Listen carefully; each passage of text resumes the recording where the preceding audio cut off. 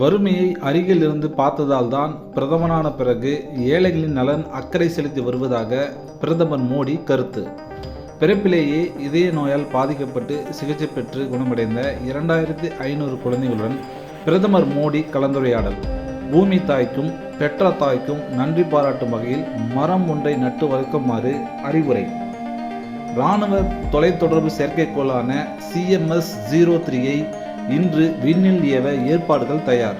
ஸ்ரீஹரிகோட்டாவில் இருந்து மாலை 5:26 மணிக்கு புறப்படுகிறது பாகுபலி ராக்கெட். CMS-03 இந்தியாவிலிருந்து இதுவரை புவி வட்டப்பாதைக்கு ஏவப்பட்டதிலேயே அதிக எடை கொண்ட தகவல் தொடர்பு செயற்கைக்கோள் ஆகும். இதன் எடை 4410 கிலோ என இஸ்ரோ தகவல்.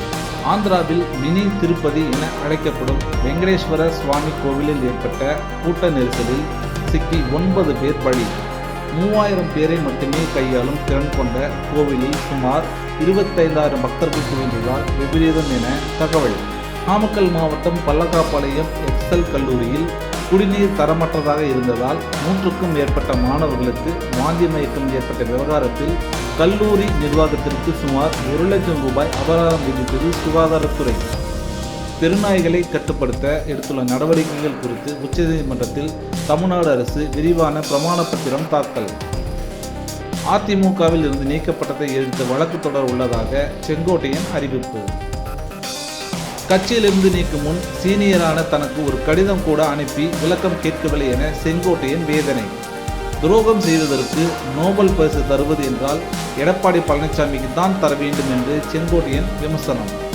கோடநாடு பற்றி செங்கோட்டையனின் பேச்சு மூலம் அவரது வன்மம் வெளிப்படுவதாக எடப்பாடி பழனிசாமி குற்றச்சாட்டு. முதலமைச்சர் ஸ்டாலின் தலைமையில் இன்று அனைத்து கட்சி கூட்டம். வாக்காளர் பட்டியலில் சிறப்பு தீவிர திருத்தத்திற்கு எதிராக விவாதம். திமுக அளித்திருக்கும் அனைத்து கட்சி கூட்டத்திற்கு பங்கேற்க போவதில்லை என சீமான் தகவல். தாவேகா தொண்டர் அணியின் ஆலோசனை கூட்டம் இன்று சென்னை பனையூரில் நடக்கிறது. விஜய் விடுத்த தமிழ்நாடு நாள் வாழ்த்துச் செய்தியில் மக்கள் சக்தியின் துணையோடு திமுகவிடமிருந்து தமிழ்நாட்டை மீட்டு 2026 மக்கள் ஆட்சி அமைப்போம் என தகவல். ராஜராஜ சோழனின் 1040வது சதய விழாவை முன்னிட்டு பெருவுடையாருக்கு 48 வகையான பொருட்களை கொண்டு பேரபிஷேகம்.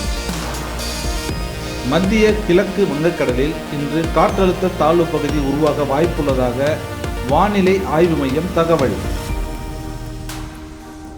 தமிழகத்தின் ஓரிரு இடங்களில் இன்று இடி மின்னலுடன் கூடிய லேசானது முதல் மிதமானது வரையிலான மழைக்கு வாய்ப்பிருப்பதாக வானிலை ஆய்வு மையம் தகவல். கேரளா தீவிர வறுமையிலிருந்து மீண்டு விட்டதாக முதலமைச்சர் பினராயி விஜயன் அறிவித்ததற்கு அதற்கு மிகப்பெரிய மோசடியான அறிவிப்பு என காங்கிரஸ் உட்பட்ட எதிர்க்கட்சிகள் எதிர்ப்பு.